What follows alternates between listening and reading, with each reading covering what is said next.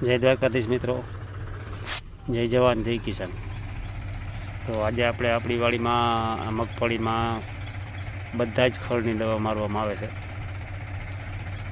જો આપણે આ પંપ છે ટ્રેક્ટર જળાવેલો, અને આ માણસો આવી રીતના નળી ખેંચે જાય। મિત્રો આપણે 1000 ફૂટનો લાંબો સાહ છે અને 1000 ફૂટ નળી છે। આમાં આપણે 3 થી 4 જણા ખેંચવામાં જોઈએ અને 2 જણા નોઝલમાં જોઈએ। જો આવી રીતના આ માણસો બધા હેલા જાય અને દવા છાંટતા જાય। આવડો મોટો સયો છે, આ એ બરી જાય। તમે જોઈ શકો 2 જણા જો આવી રીતના કેવી રીતના મસ્ત પ્રેશર થાય છે। હજી તો અડધો જ પ્રેશર છે, હજી પ્રેશર વધારે હોય તો વધેવો છે। એટલો પ્રેશર આપણે કાફી થઈ પડે, આથી વધારે પ્રેશરની જરૂર ના પડે। 2 જણા જો આવી રીતના નળી લઈ અને હેલા જાય। અને આ આપણી બધા જ ખળની દવા છે। અને સિંગ ઇમિજા કરીને 70 કરીને આવે છે।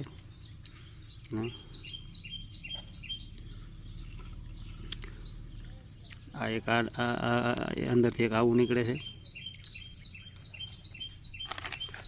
આ એક આમાં એમોનિયા હોય અને આ સ્ટીકર ટાઈપ હોય, 3 પેકિંગ નીકળે। પહેલાં આ ભેરવવાની, પછી આ ભેરવવાની અને પછી આ ભેરવવાની। મિત્રો આ 3 જાતની તમે દવા નાખો ને એટલે કોઈ પણ જાતનું ખળ રહે નહીં। જો વિડીયોમાં તમે જોઈ શકો ખળ બધું માંડું પીરું પડવા, અને 4 દિવસ થયા આપણે દવા છાંટીના। હજી તો શરૂઆત છે આની ભરવાની ખળની। બધું ખળ લગભગ રહે નહીં, જરા જેટ બધું વી જાય। જો બધું માંડું પીરું પડવા, મોરી પણ નહીં રહી, એ પણ વી જાય। આપણે માંડવીને નેદવા પણ ના રહીએ, જો બધું ખળ માંડું પીરું પડવા, અને માંડવીના છોડને એક પણ નુકસાની નથી। હા 4-5 દી માંડવી રોકાય ખરી, પણ બહુ વાંધો ના આવે। ખળ બધું હવે તમામ સાફ થઈ જાય, ગમે જાતનું ખળ ના હોય।